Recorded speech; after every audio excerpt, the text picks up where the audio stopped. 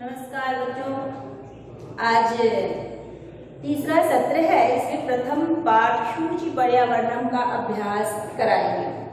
आपकी पुस्तक का पहला प्रश्न है अधोलिखितानां प्रश्नानां उत्तराणि संस्कृत भाषया लिखत। नीचे लिखे गए प्रश्नों के उत्तर संस्कृत भाषा में लिखें। पहला प्रश्न है कवि किमर्थं प्रकृतेः शरणं इच्छति।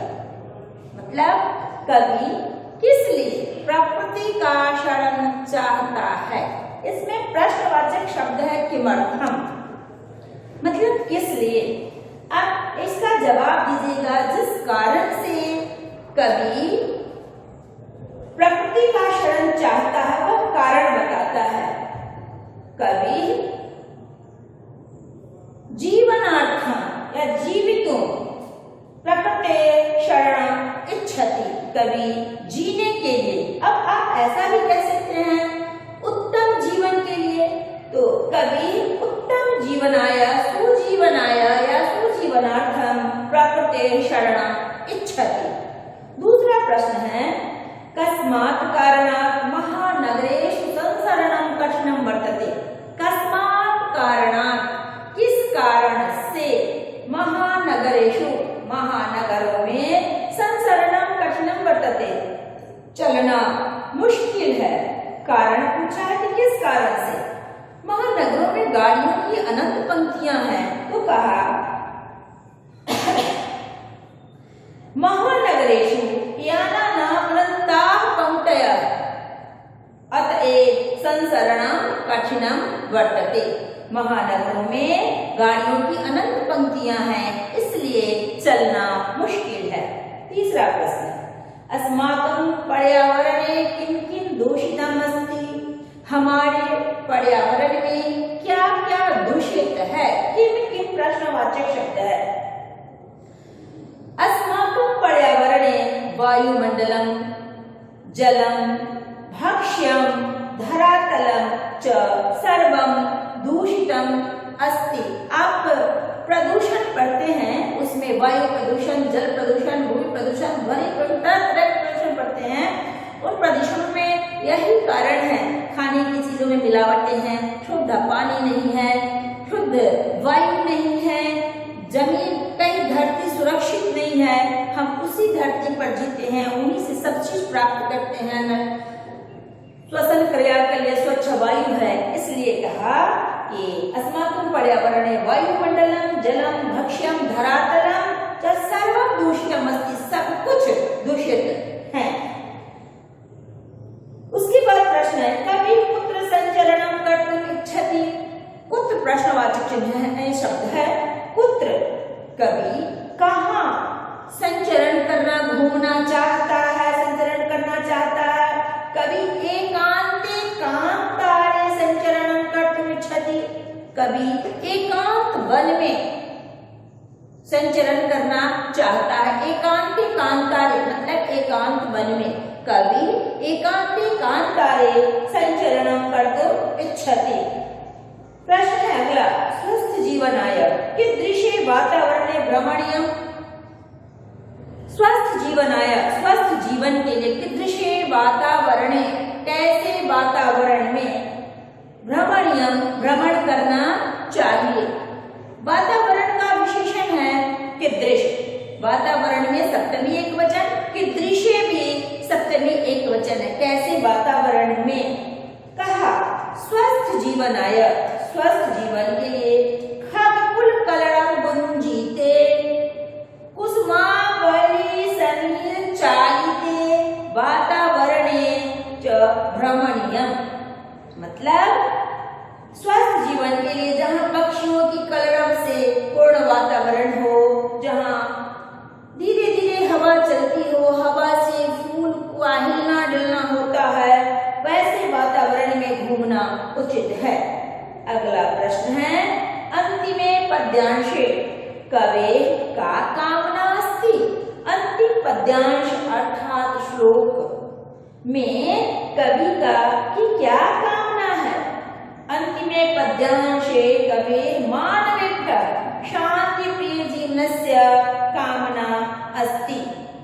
अंतिमे पद्यांशे, अंतिम पद्यांश में कवि का मानवेभ्यः मानवों के लिए शांति प्रिय जीवन की कामना है। हम ऐसे भी बोल सकते हैं अंतिमे पद्यांशे कवेः मानवेभ्यः सुजीवनाय कामना अस्ति। मनुष्य के लिए सुंदर जीवन की कामना है। दूसरा प्रश्न है आपका संधि विच्छेद का। संधि विच्छेद में दूसरा प्रश्न में है संधि विच्छेद करना। संधि विच्छेद प्रकृति रेव, प्रकृति रेव, प्रकृति जोर एव, विसर्ग के बाद ए है, विसर्ग का हो गया र। याद रखेंगे विसर्ग से जो स र जो कोई भी परिवर्तन होता है व्यंजन में वो सारे हल वाले होते हैं, उसमें आगे स्वर की मात्रा लग जाती है तो विसर्ग का हो गया र, र में ए की मात्रा लग गई, हो गया रेव, प्रकृति रेव। श्यामनैव, श्यामनैव, स्यात् जोर न, जोर एव, त के बाद न। यहाँ ध्यान देना है आपको कि त पहला वर्ण है, त के बाद न, तीसरा चौथा पांचवा के रहने पर प्रथम वर्ण का तृतीय वर्ण भी होता है और प्रथम वर्ण जब अनुनासिक रहता है तो सभी वह अनुनासिक में ही बदल जाते हैं, इसलिए यहाँ अनुनासिक वाला नियम ही प्रबल होगा। यह तो न में बदल गया तो हो गया श्यान। अब न में अ है और यहाँ ए है, इन दोनों की संधि करेंगे तो स्वर संधि में अ के बाद ए आने पर वृद्धि होकर ऐ हो जाएगा, इसलिए हो गया श्यानैव। दो संधि है, यहाँ व्यंजन संधि है, यहाँ स्वर संधि है। ह्यनन्ताः, ह्यनन्ताः, ह्यनन्ताः,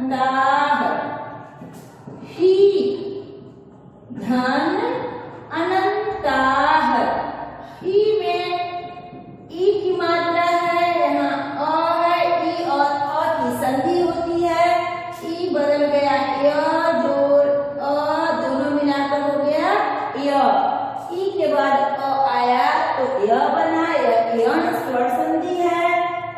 ह आधा हो गया, ह आधा य पूरा हो गया, ह्यनन्ताः। बहिः जोर अंतः जोर जगति, बहिः जोर अंतः जोर जगति, बहिः जोर अंतः, यह हो गया विसर्ग के बाद अ तो विसर्ग का होता है र, बन गया बहिरन्तः। उसके बाद है जगति, जगति विसर्ग के बाद तीसरा वर्ण है, इसलिए विसर्ग का हो गया र, तो हो गया बहिरन्तर जगति, बहिरन्तर जगति। अस्मान् नगरात्, अस्मान् नगरात्, फिर जो पहला हमने बनाया है अस्मात् नगरात्, त के बाद न है, इस त का हो गया आधा न, बन गया अस्मान् नगरात्। समजोर चरणम, समजोर चरणम। पंचम वर्ण के बाद जब किसी वर्ग का वर्ग 5 है, क वर्ग, च वर्ग, ट वर्ग, त वर्ग और प वर्ग, इस 5 वर्ग में म के बाद कोई भी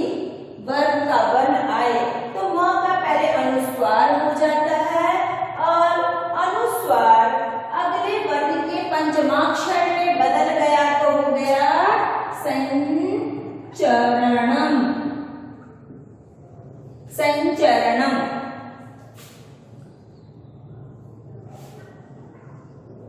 उसके बाद है धूमं मुंचति, धूमं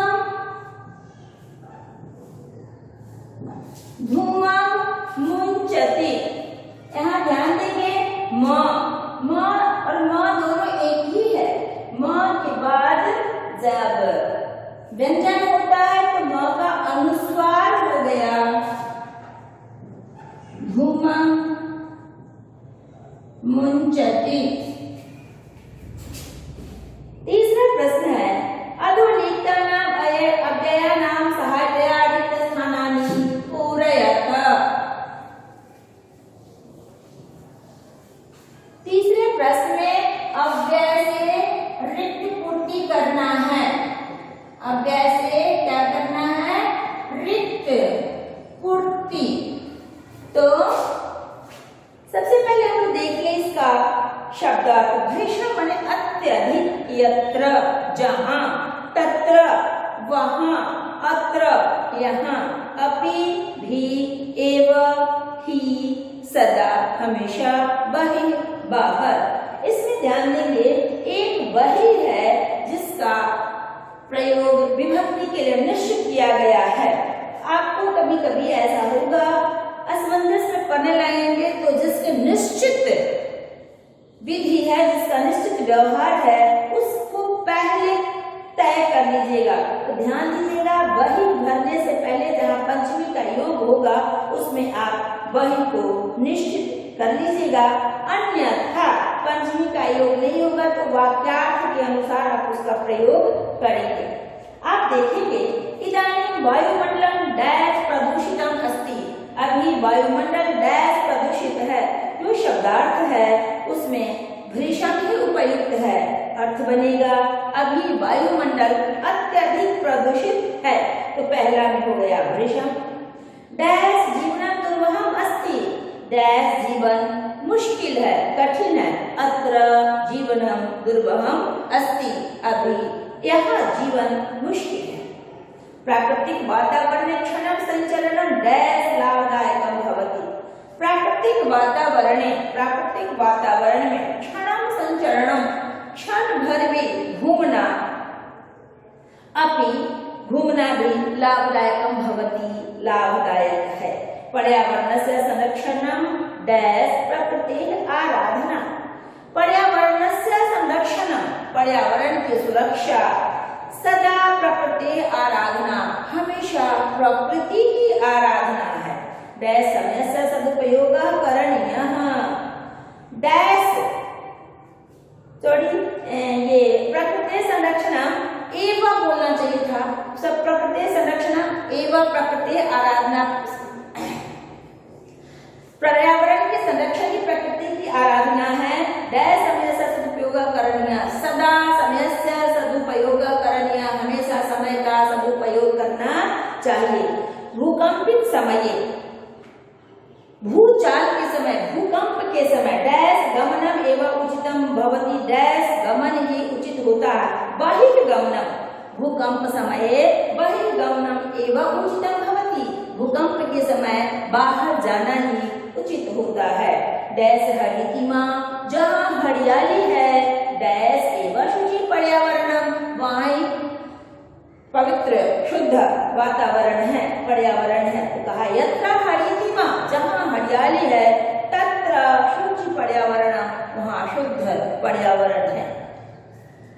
आगे देखिएगा चौथा प्रश्न है, उसमें उदाहरण के अनुसार निम्नलिखित पदों में उदाहरण अनुसृत्य अधोलिखित पदेषु प्रकृति प्रत्यय विभागं संयोजनं कुरुत। उदाहरण के अनुसार उसको आधार बनाकर नीचे लिखे गए पदों में प्रकृति प्रत्यय विभाग अथवा संयोग करें या जोड़े अथवा तोड़े। प्रकृति ध्यान देना है हमें कि 3 प्रत्यय है। 3 प्रत्यय में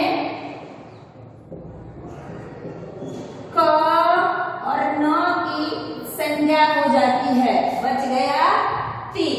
यह भाव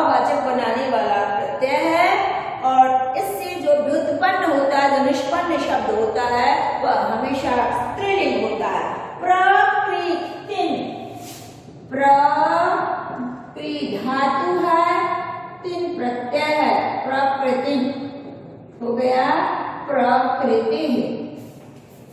अगला है निःश्री त टाप निह उपसर्ग श्री धातु है त प्रत्यय है, तो इससे हो गया निःसृत भी हम कह सकते हैं अथवा निःसृत भी कह सकते हैं। उसके बाद टाप प्रत्यय जुड़ गया, तो टाप प्रत्यय जुड़ने पर यह बनेगा क्या? निःसृता। सॉरी उपसर्ग नी ही है, नी नहीं है, निःसृता। अब है दूषितम धातु है दुष प्रत्यय लगेगा त, तो क्या बनेगा? दूषितम। त प्रत्यय से जोड़कर धातु में जब त प्रत्यय जोड़ा जाता है तो अब तीनों लिंगों में प्रयोग होता है। प्रयोगानुसार जहां जिस लिंग की आवश्यकता होती है उस लिंग का प्रयोग होता है। अब है करणीयम क्री धातु में अन्य प्रत्यय जोड़ दिए। अन्य प्रत्यय में र की संज्ञा हो जाती है, अन्य बचता है, तो हो गया करणीय। प्रयोगानुसार नपुंसक लिंग है तो प्रयोग करणीयम हो गया, प्रयोग है। अब है भक्ष्यम। भक्ष्यम भक्ष धातु है और यक प्रत्यय है। भक्ष धातु यक प्रत्यय, प्रत्यय में य बचता है। भक्ष्य मतलब खाने योग्य, नपुंसक लिंग बन जाएगा भक्ष्यम। रमणीय रम धातु है, अन्य प्रत्यय है, बन गया रमणीय। स्त्रीलिंग टाप जोड़ दिया, रमणीय हो गया। आगे है रमणीय जोड़ टाप हो गया रमणीय, यानी एक फिर यह है, एक यह है। आगे है आपका वरणीय। वरणीय ध्यान देंगे, वरणीय धातु है व्री प्रत्यय एक हो गया अन्य, तो ये जो का वरणीय बन गया, उसमें टाप जब हम लगा दिए तो हो गया वरणीय। पिष्टाह पिष धातु है, इसमें त प्रत्यय लगा दिए तो हो गया पिष्ट। इसका पुल्लिंग बहुवचन का रूप हो गया पिष्टाह।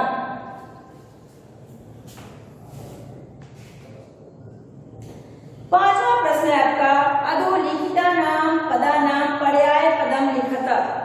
नीचे लिखे गए पदों के पर्याय पद लिखें। पर्याय पद में पर्यायवाची शब्द अर्थात समान अर्थ देने वाला पद। आपका पद है सलिलम। सलिलम आप इसके जितने भी पर्याय पद हैं आप उसका प्रयोग कर सकते हैं, अन्यथा कि हम पाठ पढ़ते हैं उस पाठ में किस चीज का क्या प्रयोग किया गया है उसे चुनकर लिखना होता है।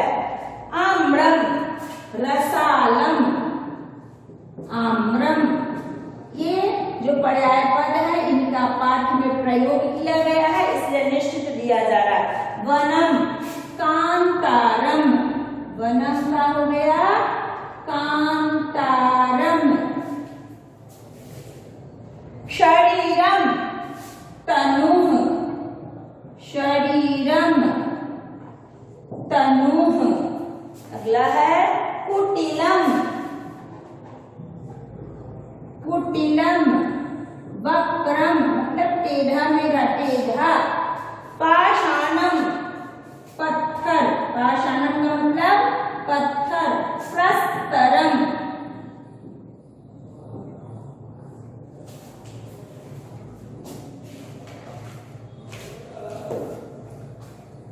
इसी में एक आखंड है अधोलिखिता नाम विलोम पदानि पाठात् चिनुत। अब इसमें तो अपने पर्यायवाची लिखा था समानार्थी शब्द, अब देना है। उस उल्टा अर्थ वाले शब्द में क्या है, ये 5 का आ है, विलोम पद लिखना है। इसमें विलोम पद में सुकरम मतलब आसान, तो सुकरम का विलोम क्या हो जाएगा, दुर्वहम मुश्किल, दुर्वहम। दूसरा है दूषितम मतलब प्रदूषित, इसका है पवित्र, गंदा का विलोम पवित्र। उसके बाद है गृहंती, गृहनंती, गृहनंती माने ग्रहण करता है, वितरंती, गृहनंती वितरंती, बांट, ये ग्रहण करती हुई, बांटती हुई। उसके बाद है आपका दानवाय, दानव का मतलब राक्षस होता है, दानवाय दानव के लिए, मानवाय मानव के लिए। अनंता, उसके बाद है शांता, शांता जोर अंता अंतेन सहित मतलब जिसका अंत हुआ शांत हो गया, जिसका अंत नहीं होगा अनंत हो गया। शांता का विलोम हो गया अनंता। छठा प्रश्न है आपका, उदाहरणम अनुसृत्य पाठा चित्वा च समस्त पादानि समासानां च लिखत।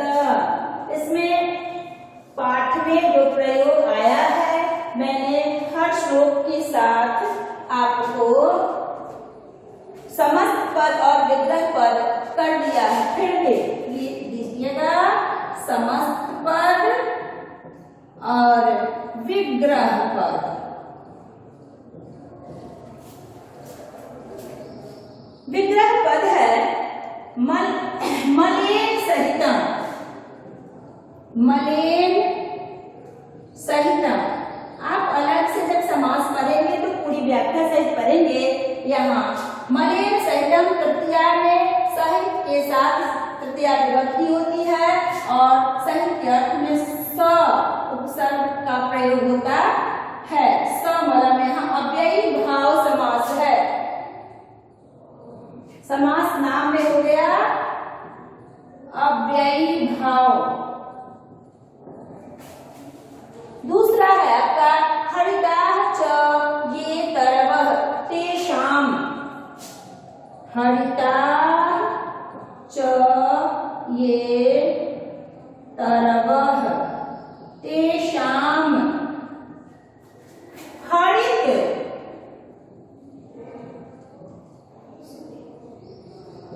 तरुणाम, हरित तरुणाम। हरित हरिता चाहिए तरवा, यहाँ हो गया आपको कौन सा कर्मधारय समास। प्रथमा विभक्ति में इसका विग्रह करके जो ये प्रदर्शित किया जाता है अंत में उसके अनुसार सर्वनाम को जोड़ दिया जाता है। उसके बाद है आपका ललिता च याः लताः, ललिता च याः लता, लता चाहिए तासाम। यह भी कर्मधारय समास ही होगा, ध्यान देंगे। कर्मधारय में जब विशेष्य और विशेषण हो, विशेषण विशेष कर्मधारय होगा। यहाँ उपमान उपमेय अभी प्रयोग में नहीं आया है, उसमें आप इसका विग्रह ऐसा भी कर सकते हैं ललिता लता तासाम अथवा ललिता च याः लता। इसलिए याः स्त्रीलिंग या बहुवचन है, इसलिए यहाँ बहुवचन का प्रयोग किया गया है।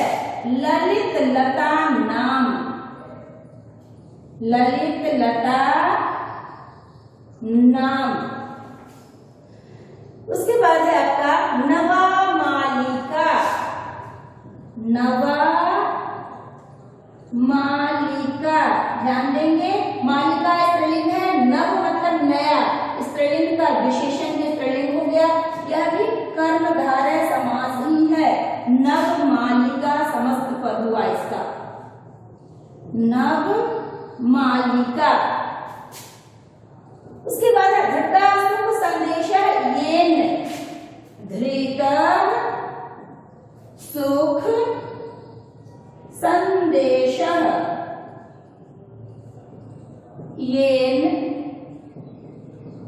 तम। यह बहुव्रीहि समास है।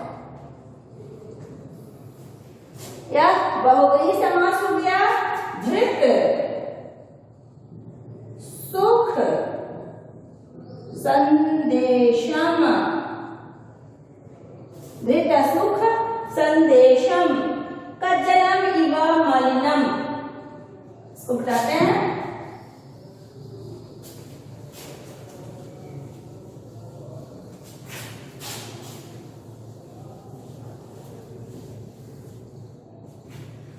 कज्जलम इव मलिनम। कज्जलम इव मलिनम। अभी कुछ देर पहले मैंने कहा है कि कर्मधारय समास दो प्रकार का, विशेषण विशेष कर्मधारय और उपमान उपमेय कर्मधारय होता है। तो आप इससे पहले जो देखे हैं वो विशेषण विशेष का था, यह उपमान उपमेय का है। कज्जल माने काजल। काजल काला होता है, बाकी चीज में वह काली माने होगी तो गंदगी ही होती है, इसलिए कहा काजल के समान मलिन। यह भी कर्मधारय समास ही है। कज्जल मलिनम। कज्जल मलिनम काजल के समान मलिन गंदा। दुर्दांतैः दशनैः। दुर्दांतैः दशनैः। दशन का मतलब दंत पंक्ति, दांत। दुर्दांत मतलब कठोर, कठिन। आप देख रहे हैं इसमें दोनों ही समान, ये विशेष्य है या विशेषण है, दोनों समान विभक्ति में है। यहाँ भी कर्मधारय समास ही है। विशेषण विशेष कर्मधारय है यहाँ। दुर्दांत दशनैः।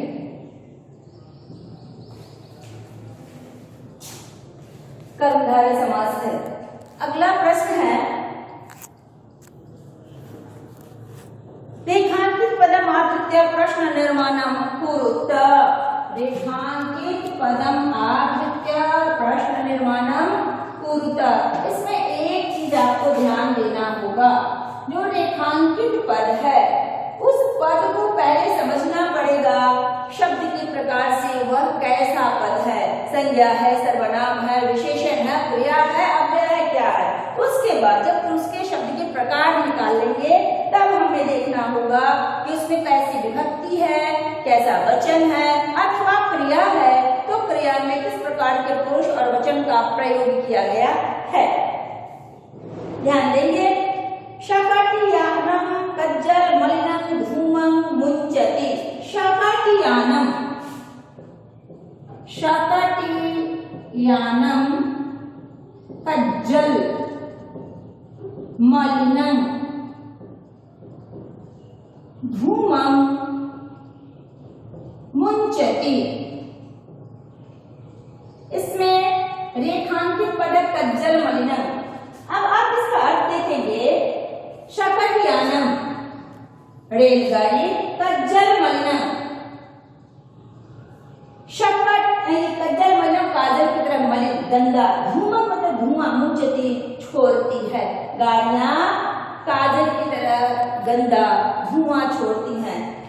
गाड़ी कैसा धुआं छोड़ती है, तो यहाँ हिंदी में जब हम बना लिए धुआं का विशेषण, सर्वनामिक विशेषण में सर्वनाम में आपने प्रश्नवाचक सर्वनाम पढ़ा होगा, सर्वनामिक विशेषण हो जाएगा कैसा। तो ध्यान देना यह है कि विशेष का जो लिंग है, विशेष का जो वचन है, विशेष की जो विभक्ति है, उसके अनुसार ही विशेषण वाचक शब्द के लिए कीदृश का प्रयोग करेंगे। या कीदृश हो गया। अब लिंगानुसार, विभक्ति और वचनानुसार इसका प्रयोग होगा। यहाँ हम देख रहे हैं, यहाँ धूमं द्वितीय विभक्ति एक वचन है, इसलिए इसका द्वितीय विभक्ति एक वचन में क्या हो जाएगा, कीदृशं धूमं मुंचति। कौन छोड़ता है? शकटियानः। शकटियानः कीदृशं धूमं मुञ्चते। जब भी प्रश्न बनाए तो प्रश्नवाचक चिन्ह का अवश्य प्रयोग करें। चिन्ह के बिना वह प्रश्न अधूरा हो जाए। उद्याने पक्षिणां कलरवं चेता प्रसादयति। उद्याने पक्षिणां, उद्याने पक्षिणां कलरवं चेतः प्रसादयति। मतलब हुआ उद्यान में पक्षियों के कलरव, पक्षियों की चहचहाट, चेतः मतलब मन को, हृदय को प्रसादयति प्रसन्न करती है। यहाँ पक्षी नाम है। उद्यान में किसका कलरव मन को प्रसन्न करती है? तो पक्षी नाम है। पक्षी शब्द के षष्ठी बहुवचन का रूप है। पक्षी पुल्लिंग शब्द है। इसमें हिंदी में भले ही इसका स्त्रीलिंग प्रयोग करते हैं, या पुल्लिंग शब्द है यहाँ। तो पुल्लिंग की शब्द का पुल्लिंग षष्ठी बहुवचन का रूप हो जाएगा केशाम। उद्याने केशाम कलरवं चेता प्रसादयति। आगे है पाषाणी सभ्यतायां लता तरुगुल्मा प्रस्तरतले पुष्टाः सन्ति। पाषाणी सभ्यता,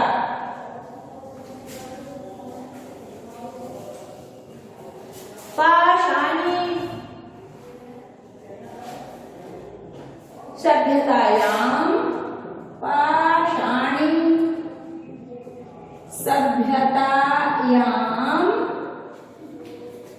लता तरुगुल्माः, लता तरुगुल्माः प्रस्तरतले, प्रस्तरतले पृष्टाः, प्रस्तरतले पृष्टाः सन्ति। पाषाणी सभ्यता में लता तरुगुल्माः, लता वृक्ष और झाड़ियां प्रस्तर तले, पत्थर तल पर, पत्थर पर पृष्ठासंति किसे गए हैं। तो यहाँ देखिएगा पृष्ठासंति इस वाक्य में यह लता तरुगुल्माः कर्ता की जगह लेता है। और ध्यान देंगे कि एक लता है, तरु है, गुल्म है, तीन पद हैं। इतरेतर द्वंद के जरिए तीनों पद साथ में है, इतरेतर द्वंद है। और अंत में तीनों के वचन के संख्या के अनुसार वचन दिया गया है। तो बहुवचन का रूप है। ऐसे भी 1, 2, 3 पद है, बहुवचन का रूप है। कर्ता है तो कर्ता में कर्ता की प्रथमा से प्रथमा विभक्ति करेंगे, इसलिए के होगा पुल्लिंग का के। अब यहाँ आपके ध्यान में होगा कि लता भी है, तरु है, गुल्म भी है। तो लता स्त्रीलिंग पद है, तरु पुल्लिंग है, गुल्म पुल्लिंग है। ये अंत में जो पद होता है उसके अनुसार ही इसका लिंग निर्णय करेंगे। तो गुल्म पुल्लिंग है, इसलिए पुल्लिंग के बहुवचन में के का प्रयोग मैंने किया है। महानगरेषु वाहनानां, महानगरेषु वाहनानां अनन्ताः पंक्तयः, अनन्ताः पंक्तयः धावन्ति। रेखांकित पद है महानगरेषु, महानगरों में वाहनों के, गाड़ियों की अनंत पंक्तियां दौड़ती हैं। गाड़ियों की अनंत पंक्तियां कहाँ दौड़ती हैं? दौड़ना क्रिया है, दौड़ना क्रिया के लिए आधार है, आधार में अधिकरण है। महानगरेषु में सप्तमी विभक्ति है, महानगरेषु सप्तमी विभक्ति बहुवचन है। इसमें आप अगर अव्यय पद का प्रयोग करेंगे तो पुत्र करेंगे, अन्यथा जब विभक्ति का प्रयोग करेंगे तो नगर नपुंसकलिंग, तृतीया विभक्ति से पुल्लिंग की तरह इसका प्रयोग होता है। इसलिए सप्तमी बहुवचन में केशु, किम शब्द का केशु सप्तमी बहुवचन में केशु वाहनानां अनन्ताः पंक्तयः धावन्ति प्रश्नवाचक चिन्ह हुआ। एक और है इसमें प्रकृत्या सन्निध वास्तविकं सुखम विद्यते।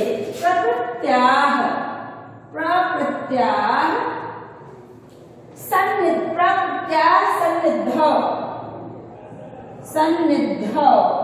प्रकृति के सानिध्य में वास्तविकं सुखम विद्यते।